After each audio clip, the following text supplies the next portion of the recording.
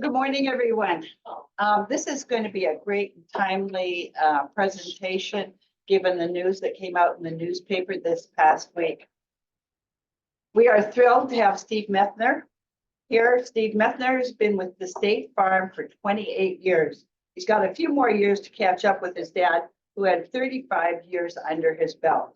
You don't look that old, Steve. It's okay. 33. Steve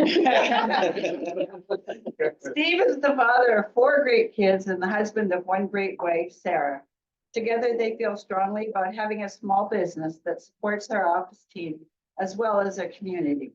Steve also serves as president of the Dream Playground Foundation, past president of Rotary, past United Way campaign chair, a director on the Port Angeles Education Foundation, and chair of Port Angeles Citizens for Education.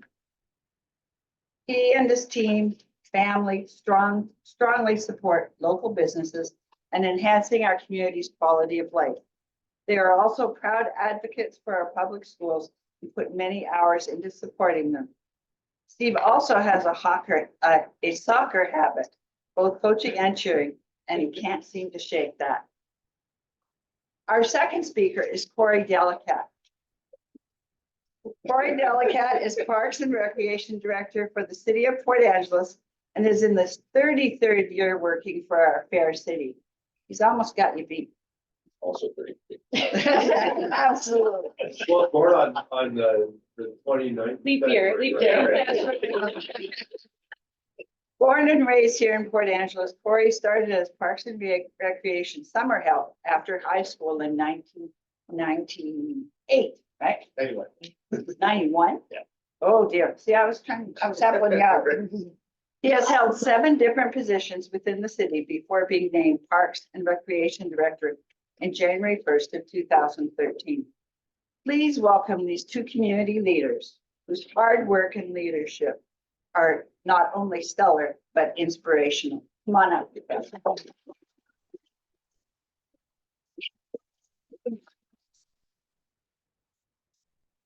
Oh, yes. I'm never not able to talk, I guess. It's good to be with you all this morning. I am a fellow Rotarian. I'm going to be president of the club, the new club. So you, because you were not at PETS, you're welcome. You'll find out what your rules are later. But it involves mass treasury work. So, and I was going to say to Mr. Zenovic there that you said earlier, I'm just saying, and one of my favorite sayings with my wife is, no one's ever just saying. Right. But Cory and I have been working on the Dream Playground since the first one was constructed. I was the fundraising chair for the original Dream Playground, and a lot of the same faces in the room that helped build the original playground in 2002. It was built in 2002, partially because it was a great idea that had been brought back to Port Angeles by some local folks. But partially because it was a response to 9/11. So it was a statement that we will continue to build and we will continue to look positively toward the future of our kids and our communities. And so we dedicated it on 9/11 in 2002. And that one was wooden, and it lasted for about 19 and a half years. And who was out there in the summer times applying the approximately 9 million gallons of wood sealer out there every summer? And we did subsequent projects over the years. It was Cory's idea to build a picnic shelter. And so in 2009, we built a picnic shelter. Again, had a sort of a mini fundraising. Did a mini clone of the same project and built the picnic shelter that's there. Prior to that, the next year after the playground was built, we completed the tile kiosks where all the colorful hand tiles are.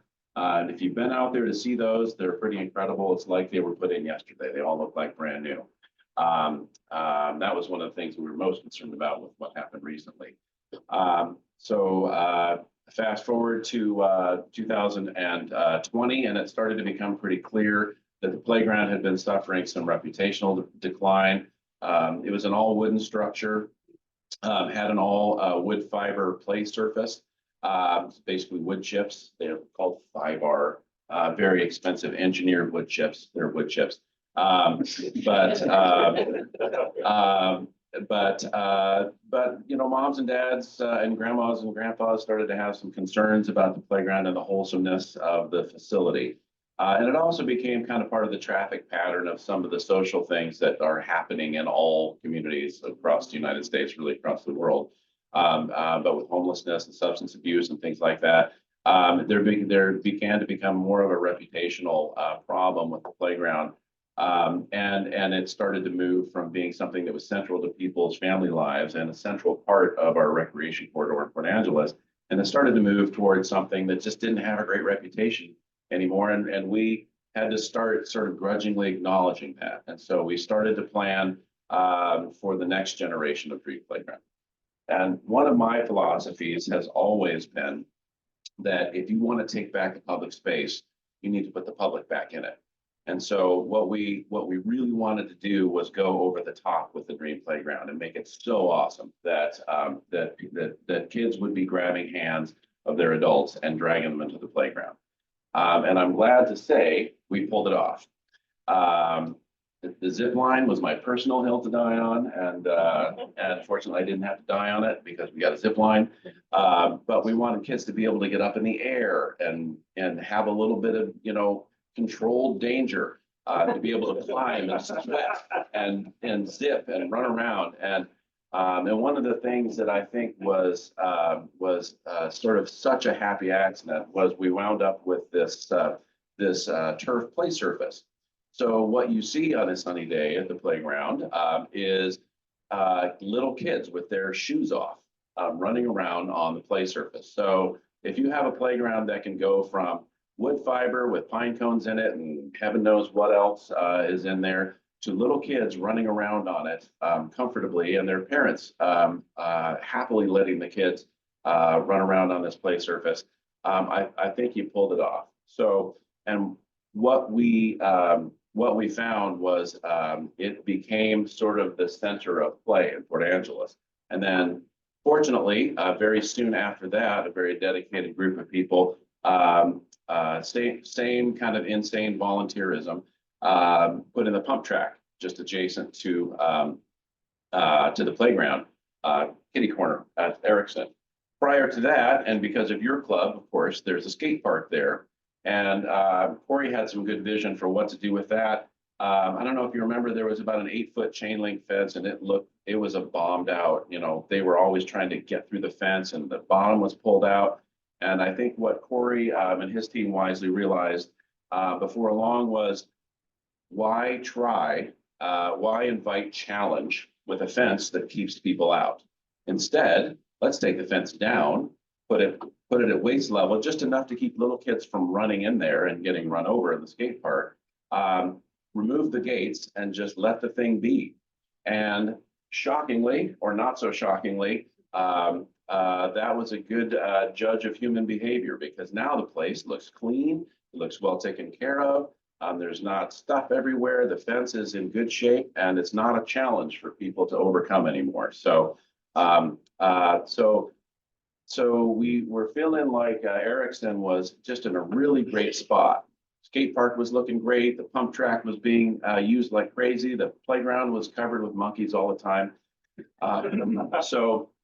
And as you know, on December 20th, we all woke up to a call that's still hard to kind of talk about. But well, for those of you who weren't involved in building the playground, it was a community build both times, which means that it was built with our own hands. So the total cost of the original playground was around $675,000, the second generation playground.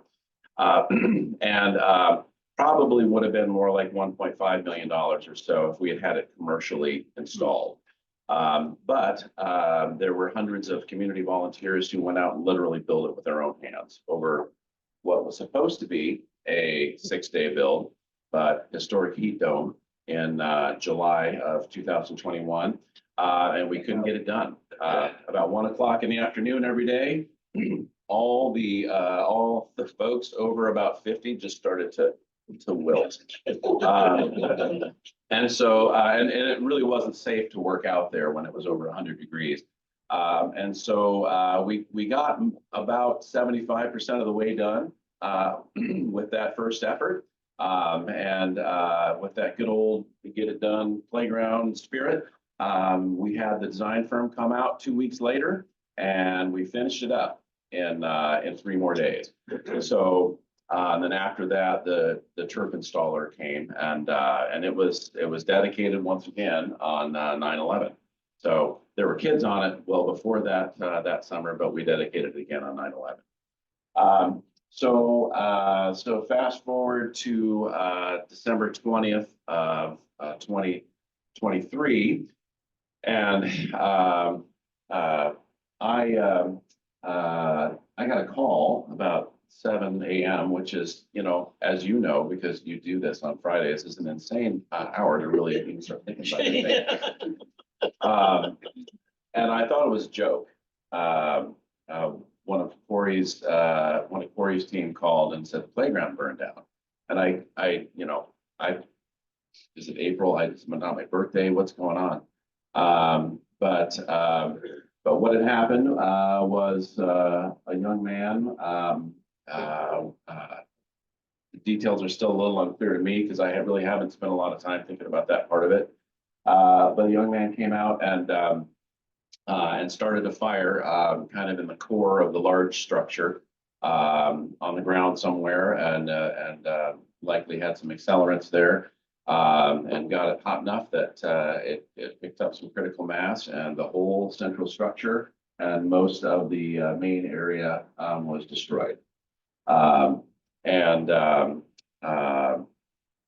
Yeah, so the playground was burned down. What we didn't realize was just how central this thing had become to people's family lives and their recreation lives. That morning, there were flowers and signs on the fence. There were kids out there. There were lots and lots and lots of tears. Couple of days after that, 2 little boys and their parents came into my office, and the little boy had $2 in his hand, sort of all crumpled up, and he'd drawn a little picture of a fire, and then he scrawled, "I hope this helps," and he left it on my desk.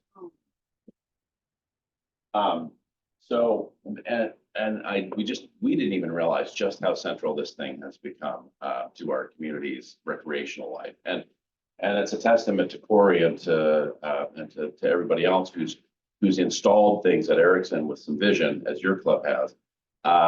That if you want to have a public space, put the public back in it. If you want to take back the public space, put the public back in it, and that's exactly what had happened with Erickson. So. And I think that idea really, it has settled into the core of who we are in Port Angeles. And so it just wrecked us to lose this. The daycares and the grandmas and the grandpas and the regular moms and dads that had a routine with their kids. It was a place where couples who were co-parenting or had divorced would meet, and they would have a constructive place to have the kids be while they shifted around with their parenting plans. So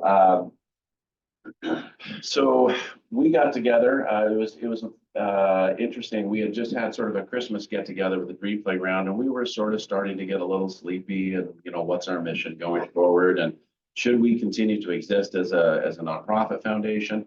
And this was about 2 weeks before this happened. And about 20% of our board came. It was a Christmas party at a friend's house. Immediately after this happened, every single person who would help the original build on the board in leadership snapped right back into action, just like it was the original one, and probably even with more energy than before. Which was inspiring to start with. And then what we started to find was a flood of unsolicited donations. We had to scramble to open up the ability to receive donations. And I'd like to say thank you publicly to United Way, because they opened up a donation portal almost immediately where people want to do something right away after a tragedy. And you know, while we didn't want to capitalize on something bad happened, we knew we had to be a vessel for people's grief and people feeling like they wanted to do something. So United Way was able to set this portal up. In the span of about a month, almost $200,000 came in without even, you know, without us doing a campaign to help rebuild the playground. In the meantime, we started to work on with Cory and the team of the city started to work on the insurance component of it, which was quite clear. Because playgrounds, you know, you can understand a playground is probably not typically a very well covered thing by insurance because they just get beat up. And so that's one of those things as a city that you know, you would not expect to have great coverage every time somebody breaks a monkey bar. You just kind of take care of that stuff yourself. So our foundation was unsure whether insurance would even be available, and so we applied for a lodging tax grant, which we received, which is about $250,000. We had received about $200,000 in donations. We had about $45,000 of our own already. So we were well on the way to being able to do this again. We immediately reached out to the design firm, which was Play by Design in New York, who designed the playground as it was before the fire, and they were very quick in getting us a bid to put it back like it was. The entire facility was not destroyed. A lot of the metal structures are okay. And some of the top lot, the little kids area to the west is okay as well. And we won't have a lot of the infrastructure to do that we had to do before with some of the site prep, in particular the tree prep and tree removal and things like that. But to replace the structure that was there, it's going to require the entire play surface of the whole playground to be replaced. As you probably have found in your own lives, if you've ever tried to replace a carpet after damaging it 2 years after you installed it, dye lot is different, the material is different, everything's different. Plus, there was a ton of this smoke, this toxic smoke, and we just don't want the idea of kids being on something that was part of that that event. It just needs to all go away. So the entire play surface is going to get replaced. That's going to be about $250,000. Materials and equipment are about another $250,000 for all the dimensional materials. If you've been out there, you've seen that the fence is it's like a weird Disney Playland kind of thing. It's all sort of melted and slumped over, and there's no fixing that. So the vast majority of the fence will need to be replaced as well, and of course the main central structure. And then it's not quite 50,000, but it'll be around 50,000 for design and permitting. And then they also send out a team to do the construction management for the volunteers. So they send out 3 people, and they're there with us all week, and they hand out 3x5 cards. You need to go build this tower top. Here's how you do it. They draw you a little diagram. They hand it to you, and you go build it, and stuff like that. So with those main components of the build, it's just under $550,000. So we are going to be able to keep some of the remaining equipment. Most of the metal stuff that's there is going to be okay. Anything that was attached to the metal stuff is not okay. So we're going to have to replace seats and ropes and swing seats and chains and things like that. But the bones of the metal stuff are going to be okay. And we talked about whether, do we put a metal structure there? Do we do wood this time? Do we, when you weigh the pros and cons of how the thing was built and the materials with which it was built, the fact that a resin-based or composite-based structure requires literally zero maintenance. It requires no coatings, no chemicals, no resurfacing, no sanding. Basically, it's good until it's not. When you weigh that out versus doing it with other materials, we're doing it in a different way. When you have metal structures or prefab structures, they're great, but they just don't have the character of a built structure. We'd have a hard time mounting our new Dragon on it. I think we know what he's going to be called, but probably Phoenix. Just yesterday, I got confirmation from the artist who did the Dragon that she wants in again to do Dragon 2.3, I think, whatever the yeah.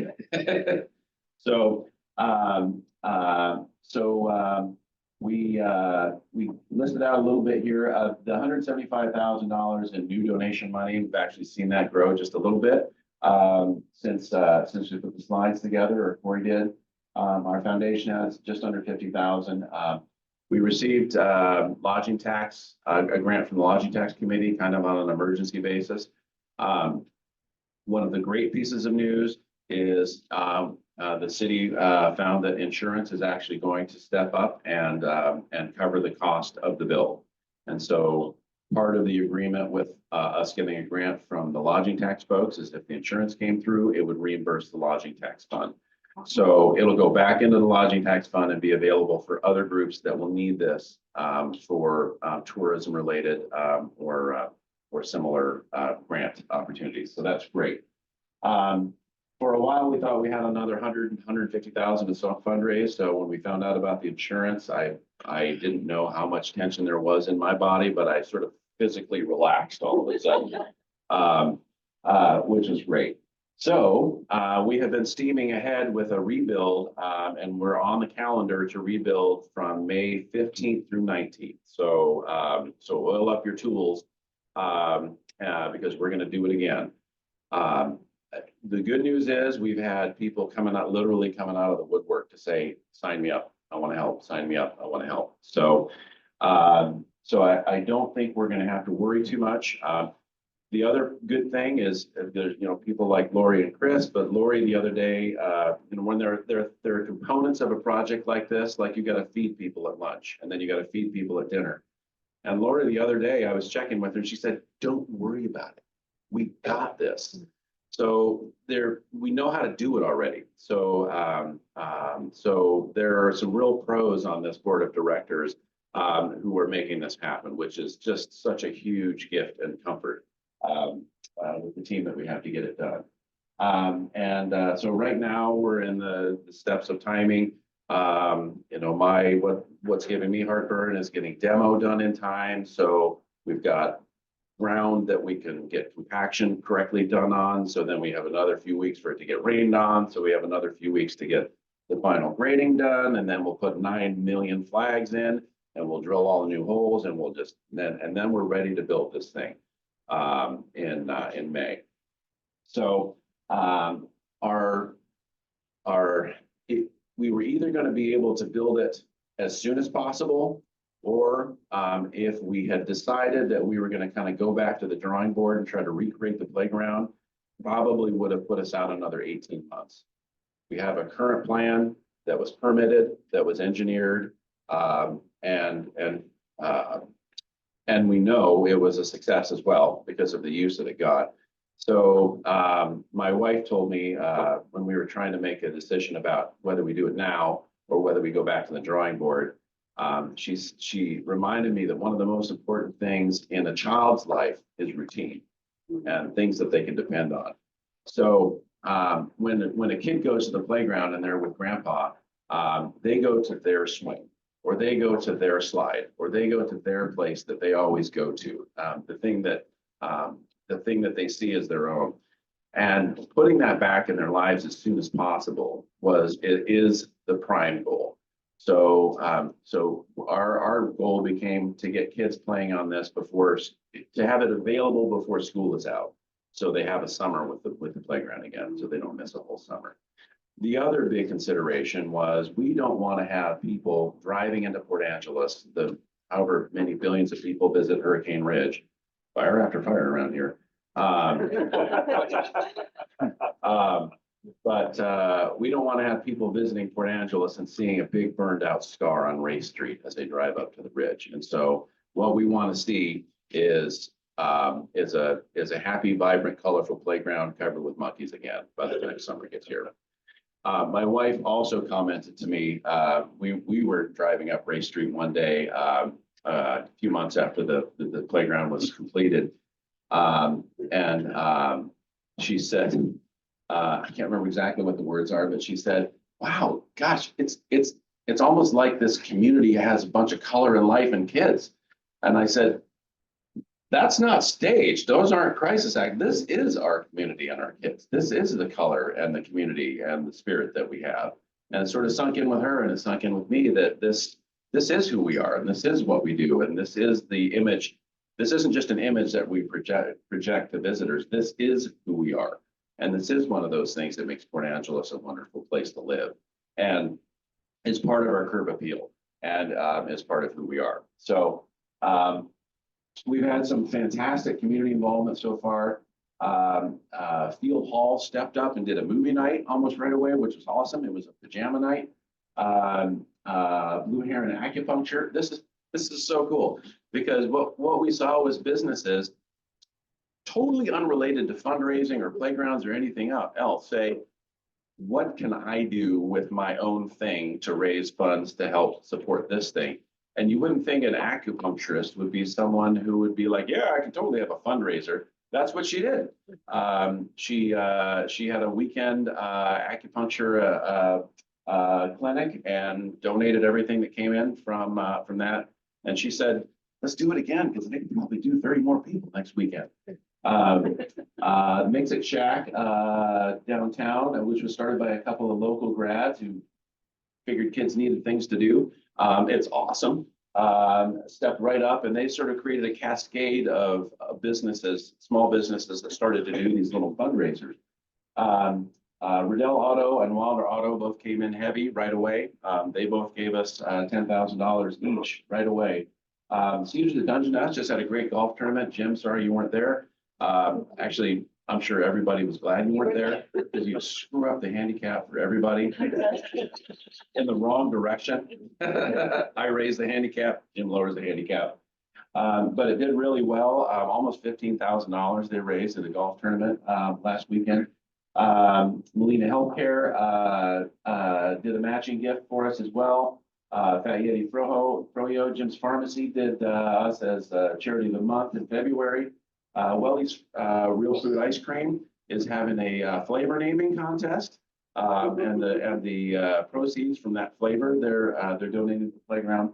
The Good Evening of Card Shop did a Pokemon card tournament, and the Howler Foundation and the Jamestown Tribe both have come in heavy as well. So it's been pretty inspiring. The question on everybody's mind, and it's a little weird right now, to be honest, is, well, there's insurance money. What's going to happen to all these donated funds? We already had about $45,000 that we were starting to build our endowment with. And we are committed to honoring every dollar that comes in, and we are going to use it for enhancements and hopefully a little bit of expansion on the footprint that's there. We don't know what that looks like yet, because we just found out about the insurance about a week ago. So I'm asking the design firm to help us come up with ideas. But they may be ideas like a stroller path around the outside, so parents can push the little teeny kids in strollers around while they watch bigger kids play. There are some instruments and some components that we couldn't afford with the first build that are just gorgeous that we should be able to afford this time. There may be some enhancements to the footprint just a little bit. That one's a little squishy because there's stuff in the way and it takes some more designing. But there's some things I have in my mind that I'd love to have some expanded footprint for little kids to play on. That would be really neat.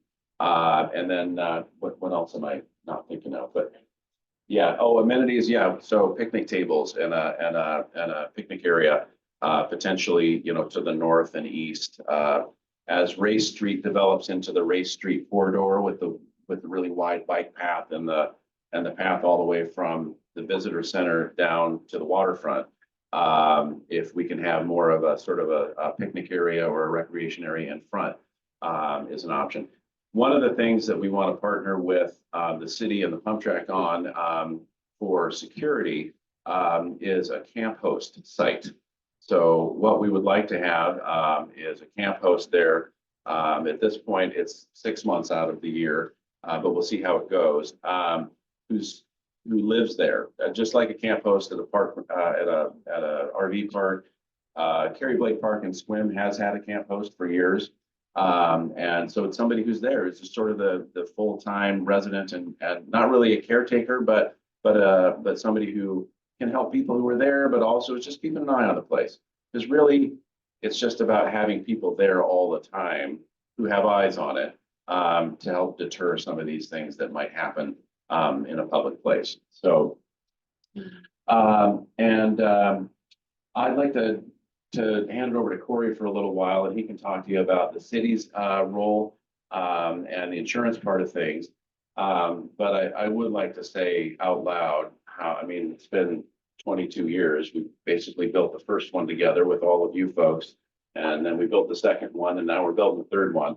And it's just been this amazing synergy and partnership between, you know, a public and a private, or a public and a user group that I don't know if I've seen any other partnerships quite like that. So it's just been pretty amazing. So here's Cory.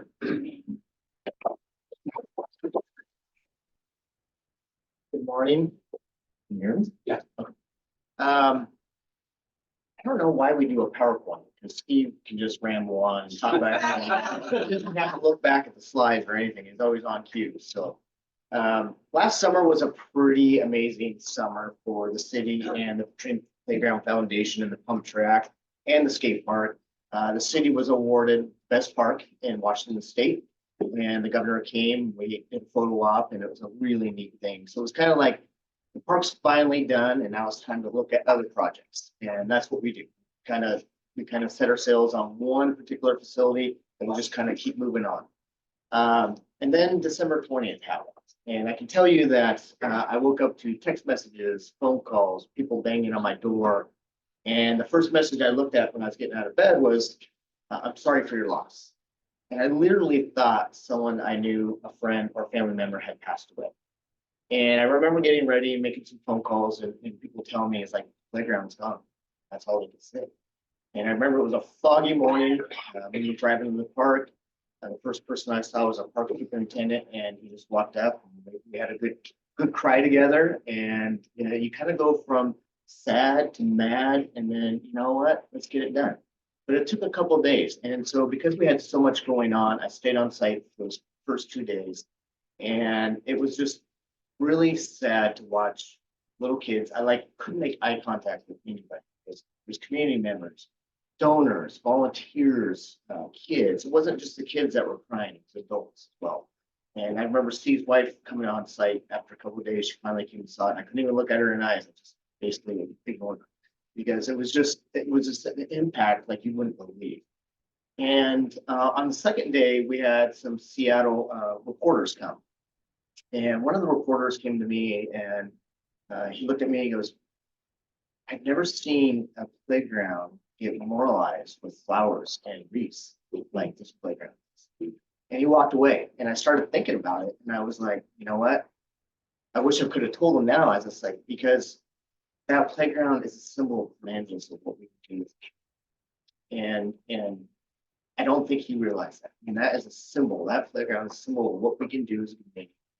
We come together, we raise money, we donate our time and energy, and partnerships, even going back to the skate park. I learned early on that we cannot do these projects without partnerships. That was my main goal. I tell Todd every time I go on his show, it's about partnerships, because that's the only way we can get things done at the general fund dollars. And it's been a great ride as far as the foundation goes, but with all the organizations in town. Steve and I are working on the locomotive project. That wouldn't happen without partnership. I could go on and on. So I am excited to hear that about 2 weeks ago, I got the phone call, finally got the phone call about the insurance. And I had to keep it kind of quiet for a week until our PR person came back from vacation. We wanted to do it right.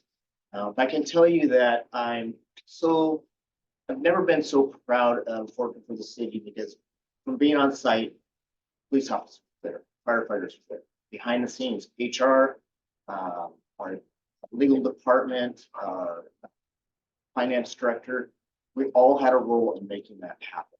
And I can tell you, when I looked at the report, everyone was like, what's taking so long? It's taking me so long. Well, it was a 200-page document, so they had to send off.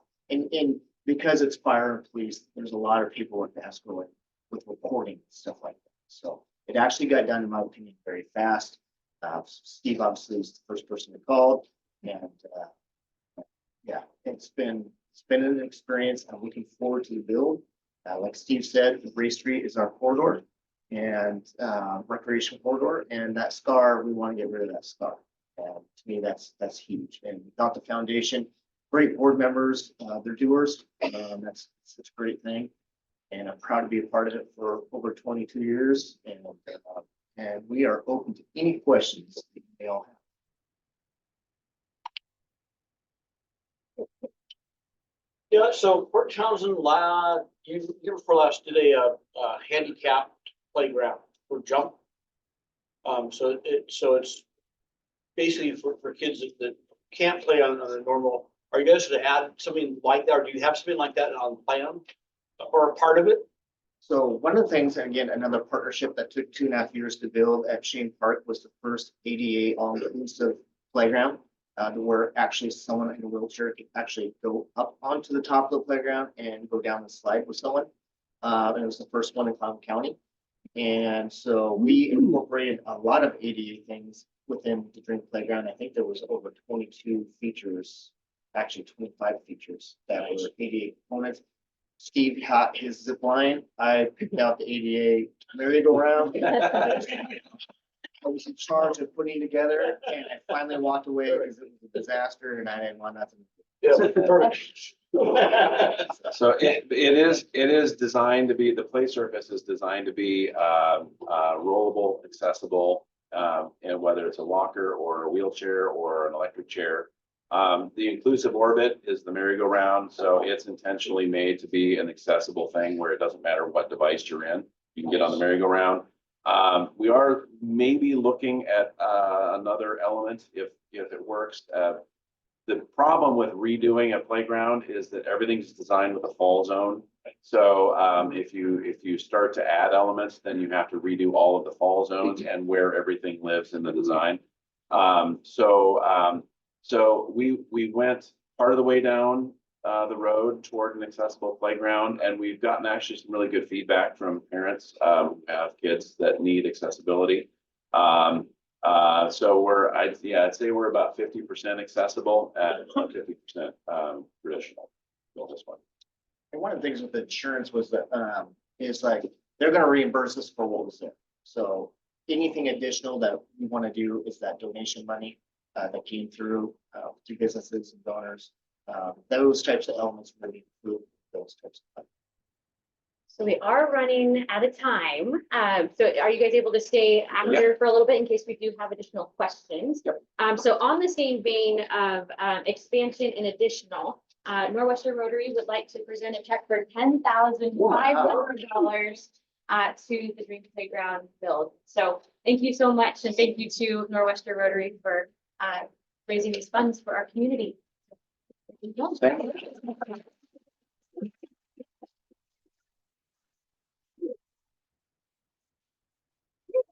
Yeah, we look forward to seeing what comes out of it, and we will definitely get our dirty and helping out with that bill. So Thank you so much.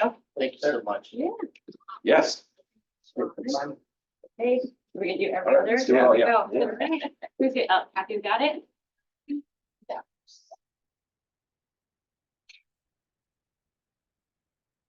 Yeah. Thank you. All Thank you right. so much. Okay. Thank you.